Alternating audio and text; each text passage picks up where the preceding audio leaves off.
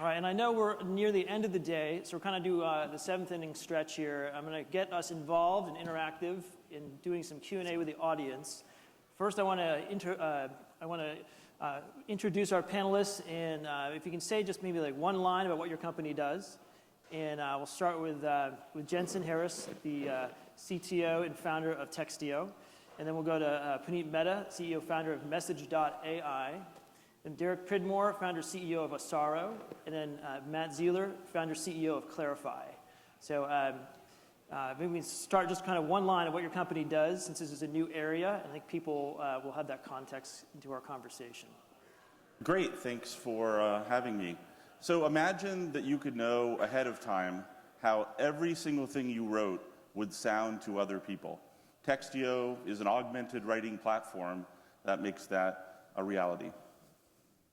Hey, Message AI is an enterprise platform for conversational AI. So some of the largest companies on the planet use it for building conversational bots.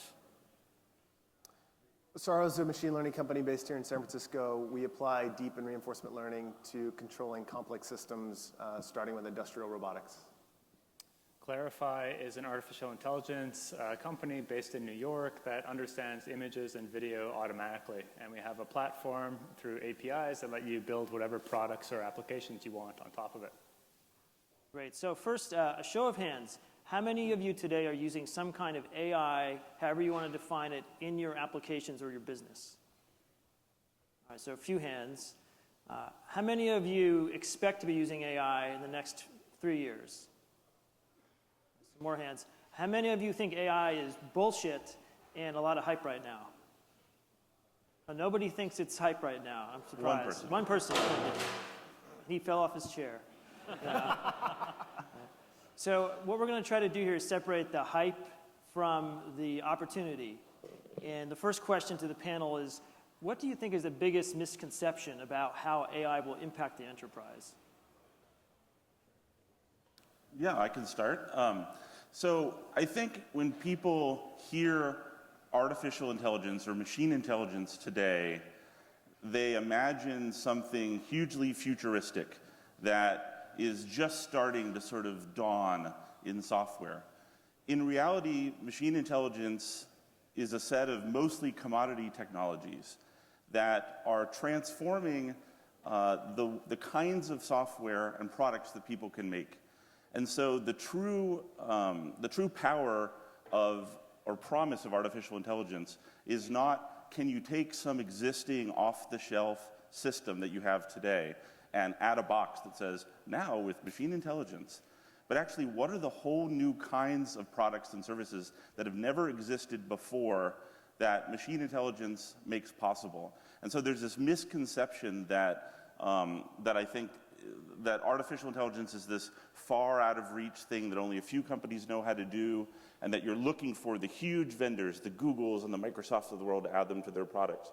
In reality, what it's enabled is a whole bunch of new kinds of products and services that are doing things that literally were never possible before. Yeah, I would say when it comes to the enterprise, there are probably two big misconceptions. The first one is that it is 5 to 10 years away. It is not. It is happening today. We are seeing a bunch of use cases come up. It's being used for, core parts of the business. So it's definitely not 5 to 10 years away. The second big misconception is that AI is going to take away all the jobs. I think we would live in a different world where we would look at business slightly differently. We would look at business processes differently. We might be able to achieve way more as humankind. But the goal of AI is not to take away all the jobs, but the goal of AI is to really give us back that time so that we can have that human connection and do more valuable things. So I would say those are the two big misconceptions there. If I had to chime in, I'd say it's a really hard question to answer because I don't even know what everyone's conception of AI is, but I'd say I think sort of quantitatively people, whether they're business leaders or lay people, actually have a pretty good feel for how things are moving just because they're starting to see things come out. So I think maybe even more so than some of the experts, they have a feel for the pace of things. I think qualitatively, the power of some of these algorithms is oversold. So when you see papers coming out of DeepMind or a lot of these big companies, I think you see, they have marketing departments basically, and so you see magic, and that engineered system does work very well, but it's actually oftentimes very brittle. And I think that sort of dovetails with the last thing, which is I think people continue to sort of overrate the algorithms. The algorithms will be commoditized. It will be a data, you'll have a data advantage, or you'll need a data advantage. I think that's why it's important for every business to think about it. Google will invent the algorithm and publish it, and then the question is, how do you apply it to your data in order to have an advantage? Is there any opportunity to innovate in the algorithms? So, Yes. So what is it? What is it that is not here yet that you think is going to be coming out on the algorithmic side? Because everyone talks about data, you need to have the data, but is there innovation to be done in algorithms that a company here could develop and own and build a business around? I'm going to punt to this guy. Yeah, I mean, the algorithms that are working today were invented back in the 80s. So I think there's a huge opportunity for new algorithms to improve and catapult us another kind of leapfrog step that we've seen in the last 3 years with AI. Another one of those will be coming, I think. And that's what all of our companies have researchers for internally, so that we can be pushing the envelope in terms of algorithms, and as well as solving the problems for you, so you guys have the latest algorithms working for you. But I think the pace at which the new algorithms are becoming commodity is faster and faster, because the papers are being released, they're going into the platforms, the cloud platforms that all have ML aspects. And so I think the reason you hear data so often is that we all have to be best of breed at algorithmic ML. But you have to believe that that's going to become more and more commodity quicker and quicker. Like saying that you have ML in your product is like saying, we also have internet.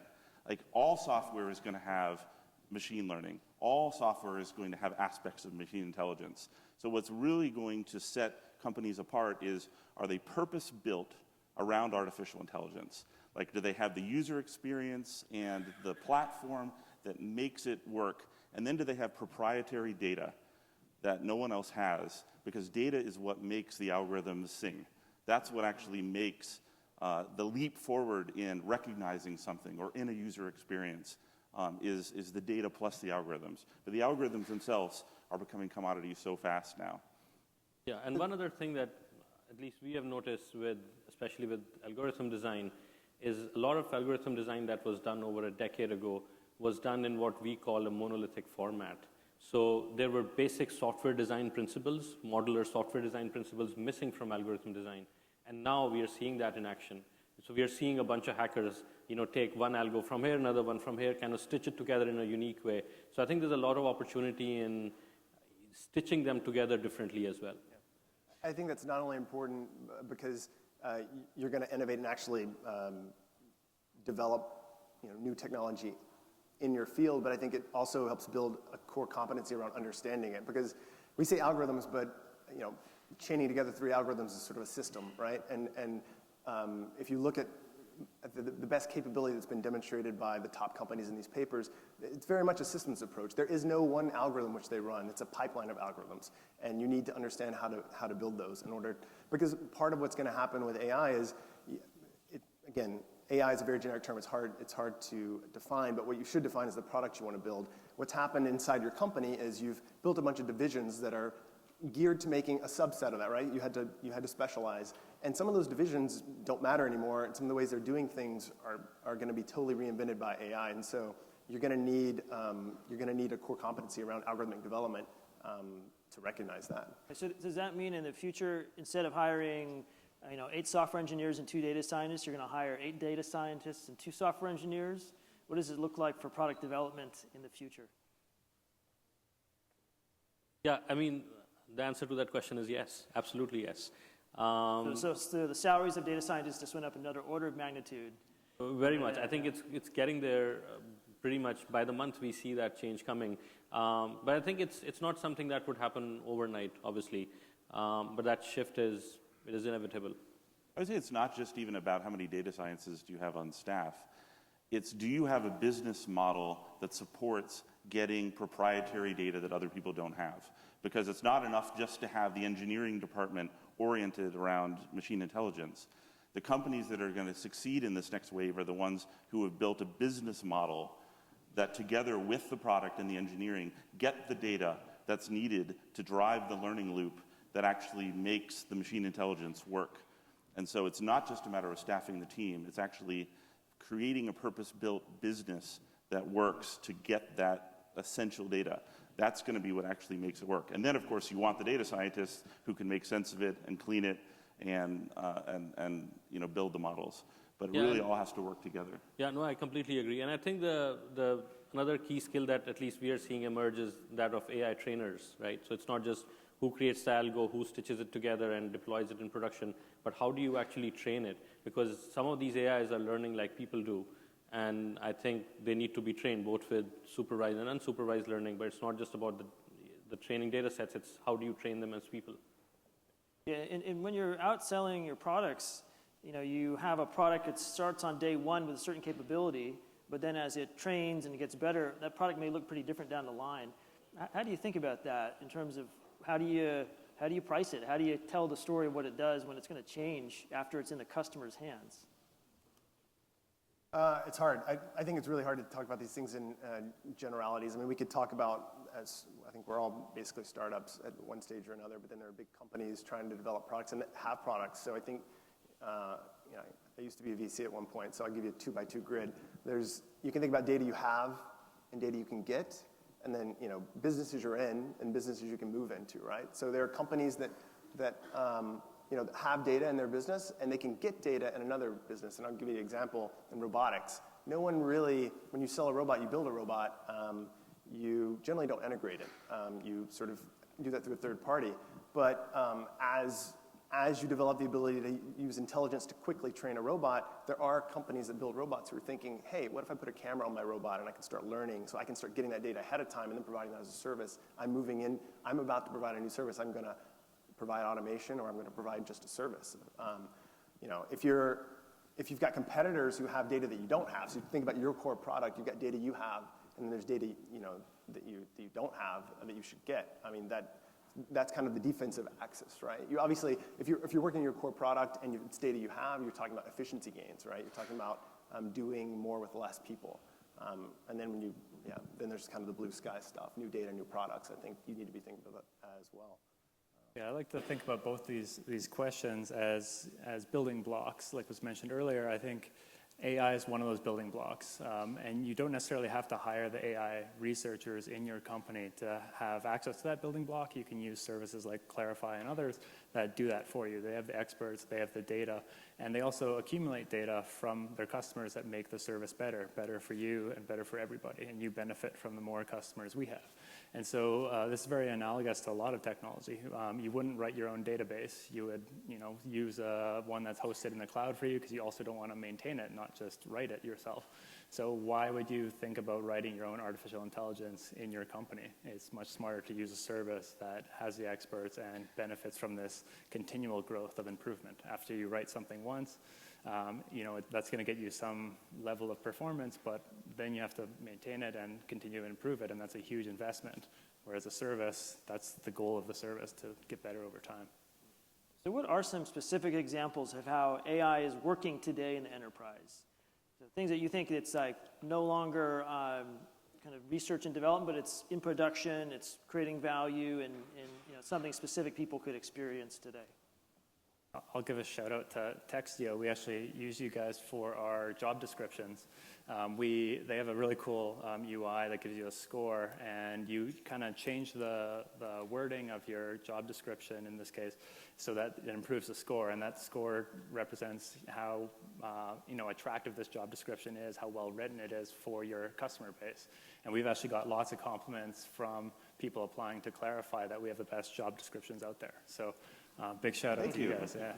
It's actually really cool, because one of the great things about machine intelligence software in a lot of cases is it's super quantitative. So like, you can use our software to make your job listings better, and then you can measure, do more people come through the door? Do the demographics shift? Are you reaching more people and hiring them faster? That's a quantitative promise that machine intelligence software can often make, which makes it easier to sell and super compelling in the enterprise when the sort of bottom line of what's the thing that you're trying to move forward moves forward. And so that's, I think, a huge promise of all the kinds of software that we're making, is it makes a quantitative promise. Someone can look at it and say, let me measure what it's doing, and decide to make a purchase decision based on that. And we found that to be hugely compelling. Yeah, same story with some of our customers, like Style Me Pretty in the wedding space. They use our technology to understand wedding albums that users upload. And they used to manually tag that with editors on their team. Now they're automating that, getting orders of magnitude more content onto their site. And they're ultimately driving revenue from advertising. So the more content, the more users come, the more clicks on ads. So it drives their bottom line. And this applies across all different industries. It's either the volume you can get going through your system, the latency at which you go through, much faster to use a machine than a human, and it kind of it helps the workers that are already there do their job at massive scales, whether it's a person moderating out nudity content or a doctor who's been in school for 12 years, a really trained person. We can help them scale up to affect more patients. So it's really exciting. Yeah, in our case, our company builds conversational AIs. So these are bots that could live within messaging apps, etc. What we are seeing is 3 types of KPIs being affected for large companies. The first one, obviously, is conversion lift. So imagine going from a word where you have to click and browse and scroll and to be able to have a conversation. And for the brand to be able to do that at scale, even if they're selling a $5 product, being able to have hundreds of thousands of conversations a day with their customers is really valuable. So it's a win-win. So that's number one KPI. We are seeing conversion lift being focused on. Second, we are looking at service costs. So we are saying instead of hiring an army of people to do that, how can you configure it to be an AI and human team together? And the third one we are seeing is them kind of increasing the CSAT scores. So it's not just the ability to sell more product, it's the ability to be available to establish that connection so the customer satisfaction starts to go up. Jensen, earlier you were talking about learning loops and having a way to acquire data, to train the models. Do you have any examples where you've seen that working, and anything, maybe it's obvious or maybe it's subtle in how a consumer engages with a product? Yeah, so the canonical sort of first example that everyone knows is search, right? You understand that the way in which Google was able to build a search product that attracted people to it, by virtue of people searching for things, Google got more signal that they could use to improve their predictions, which then brought the next set of customers, which gave them more signal that they could use to improve their predictions. That's sort of a fundamental learning loop. Or you can think of something like Waze, which many of us have probably used to drive around our cities, which takes data from tens of millions of people who are all driving to find new kinds of routes and faster ways of getting places that wouldn't exist without tens of millions of people driving everywhere on the globe. And so the learning loop makes more people come to Waze. As people use Waze, Waze gets more data, which allows them to get you faster routes, which then brings more people to Waze again. So fundamentally, creating this flywheel of a product which drives people to it, which gives you some data, which then gives you an advantage in bringing more people to your product. That's the learning loop. And all successful machine intelligence company in this next wave are going to be fueled based on learning loops. Like, that's the predominant health of a machine intelligence company. Now, of course, there are people that are doing just the algorithm side, or they're doing just the training side. But for someone who's really doing enterprise productivity, that's how you can tell the health of a machine intelligence company. And so there's tons of examples of this. But I mean, it was interesting to see how many hands said, I don't know if we're going to do machine intelligence in 5 years, because all software that doesn't have artificial intelligence in it in 5 years is defunct. It's dead. It's like something that didn't have internet connectivity, that was shrink wrapped and stayed, just at a box on a PC like 5 years ago.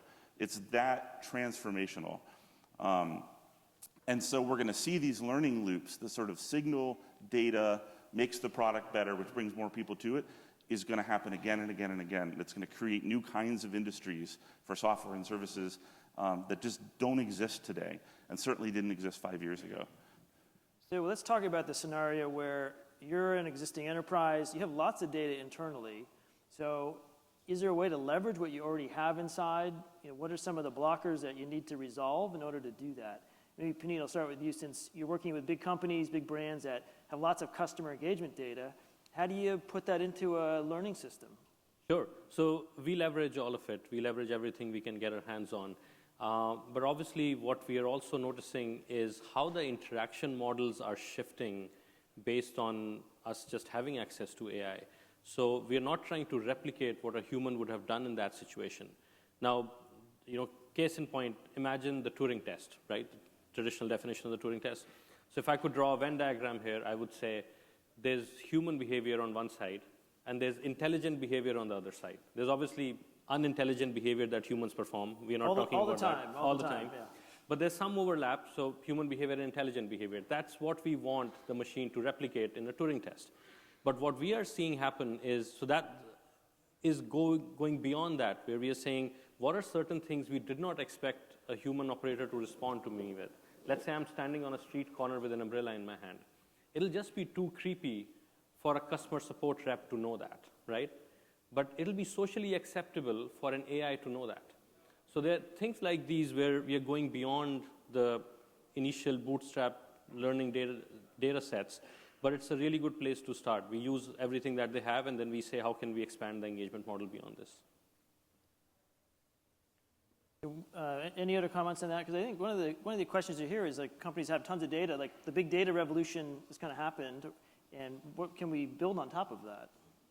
I think it's only started. I mean, I don't think it's even mature yet. I think what I was going to say is, especially if you look at the physical world, so you look at people who are actually moving things around, I meet and talk to companies all the time that understand, they know implicitly they have data, they have something that's valuable. They actually don't have access to it. It's not properly instrumented. They, an example is there are a lot of e-commerce, logistics providers and fulfillment centers in China where there's basically like no instrumentation. And they're just starting to do that. In some ways, they have an advantage because they're starting after the technology's been developed. They can use that to inform how they instrument the systems. But I imagine this applies everywhere, right? I think not only if your data is siloed and you're an old, legacy finance company that has a bunch of acquisitions and you're still trying to get it out of the silos, it could also apply if you're a newer company and just a lot of the information's in your company's head, in your employees' heads or their emails. So I think whether you're physically instrumenting the world or needing to pull data out of those silos or out of your employees' heads, there's still a ton of information that needs to get pulled out. So I think CIOs probably still have a big task ahead of them in terms of getting that information there. And I think, again, going back to having some core expertise in machine learning inside the company can help unlock that, at least understand what's the most important data, how do you prioritize it, that kind of thing. So for companies that haven't started down the path of using AI, you're making the point that this is going to be an essential ingredient in all software. Where do you start? Like, what would you recommend to a team where they've maybe they have some of the big data infrastructure, they have their data, they can access it, they have customer engagement. What would you recommend as the first step? So start by seeking out the companies that are already building, startups and large companies that are already building software that takes advantage of artificial intelligence. Like, it's interesting because there are, like, if you go to our page or so many others and look at the list of customers, there are so many Fortune 500 companies that are already deeply invested in reinventing all of their internal processes, be that recruiting or sales or marketing or finance, based on machine intelligence software. And there's this chasm right now where the companies who have embraced it more quickly have this outsized advantage compared to their competitors who haven't embraced that yet, who haven't realized that the revolution isn't coming, it already came, and they're losing because of it. And so the first thing to do is go figure out which of these processes you're ready to reinvent, and just start using that software. Like, pretty much everything that exists plugs into some piece of data you already have. It plugs into Salesforce, or plugs into your applicant tracking system, or plugs into something you probably already have. You don't have to reinvent your entire system in order to start taking advantage of these new services. You just have to be willing to go find them and start embracing and using them. And so it's not like an all or nothing thing where an enterprise has to be radicalized towards artificial intelligence. They can take the first step by finding the service and starting to use it. And I think because it's easily measurable, then you end up with a clear understanding of how much worth there is. And that's the cycle that we've seen happen in these forward-looking Fortune 500 companies.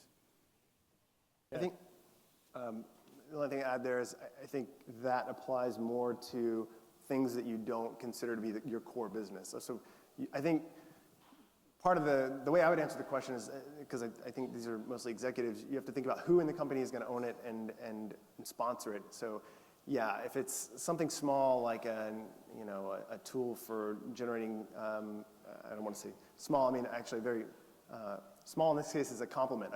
The well-specified product, a tool that can generate text, for instance. You can have someone who's an HR manager who's got the flexibility who can purchase that. That's great. But if you're going to be looking at applications of AI to your core business, I think it's a little bit different, right? You should still probably go talk to startups, but you probably want to think about how you want to engage with them.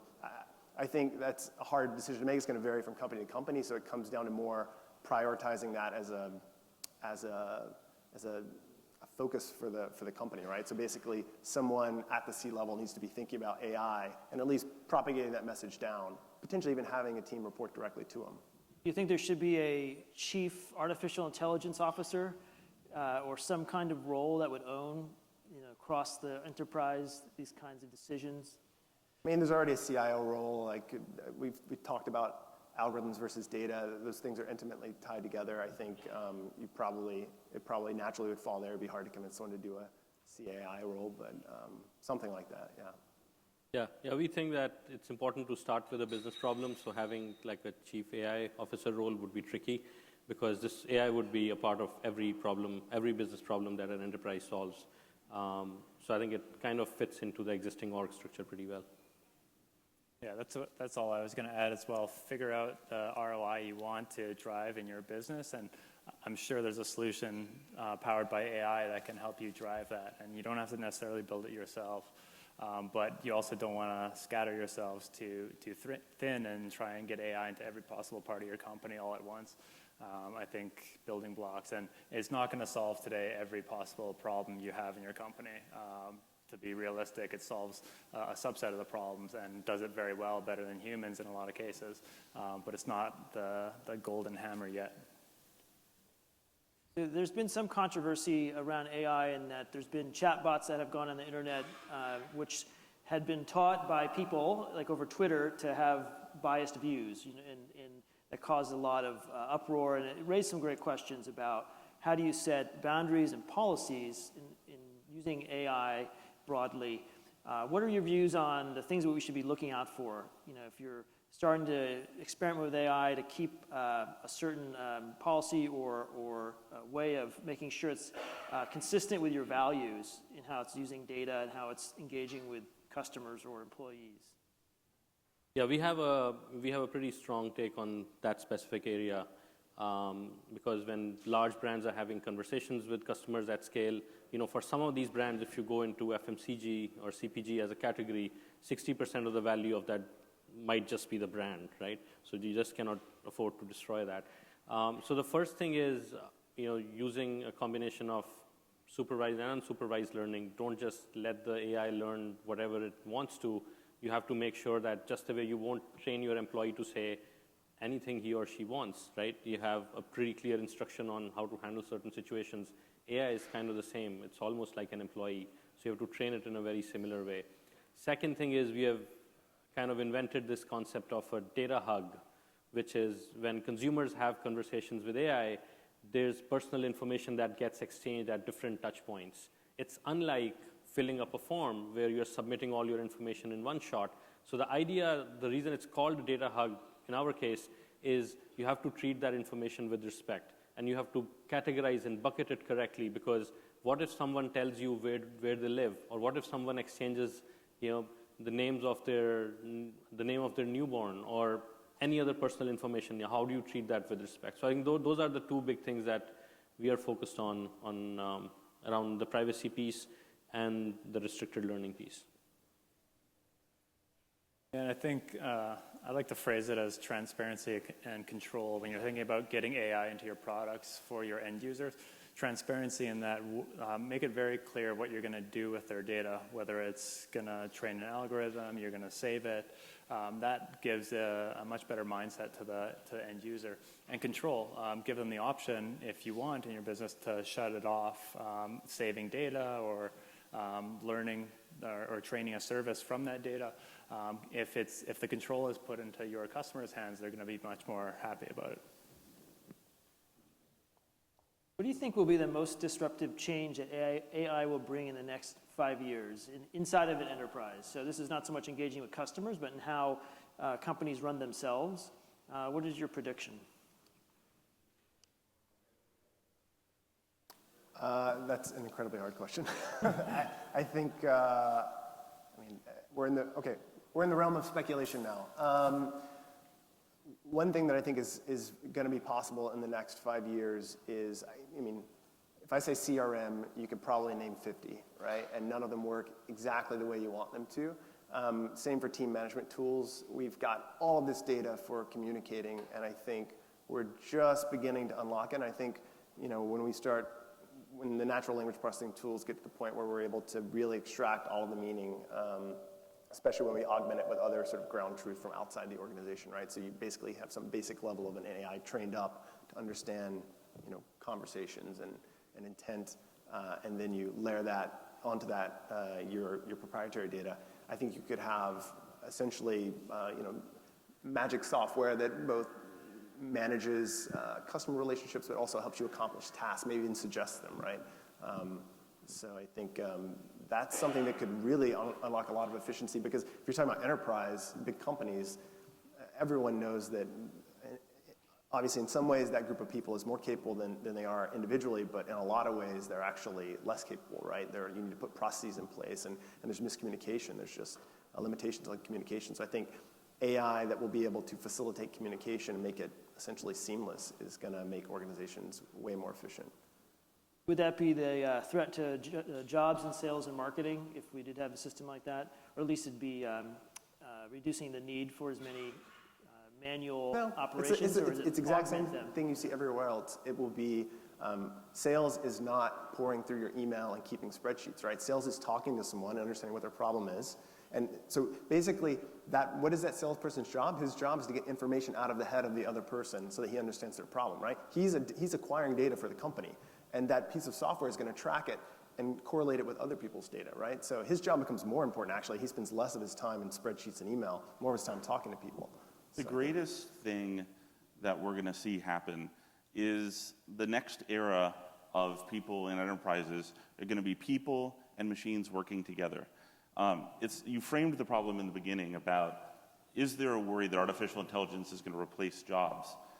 But the real promise here is that humans are going to be better at their jobs because they're working together with machine intelligence that is helping them actually get better results, that they're actually better at their job, that they achieve more of their potential as an employee and as a human.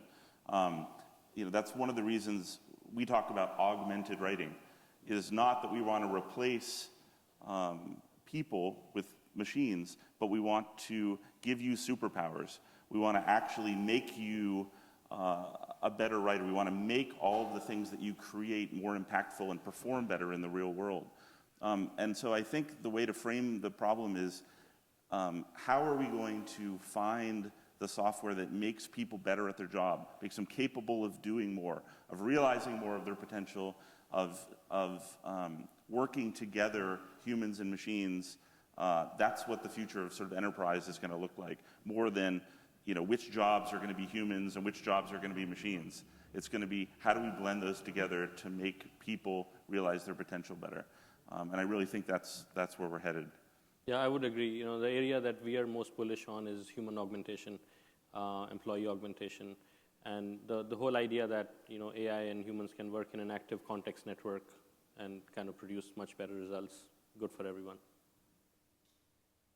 Racing with machines, not against them, is the catchphrase, and it should be a way to help people also have maybe more challenging jobs, like the things that they don't need to spend a lot of time on. They can put that to the robot and then do the things that are the more strategic or hopefully satisfying parts of their job and focus there.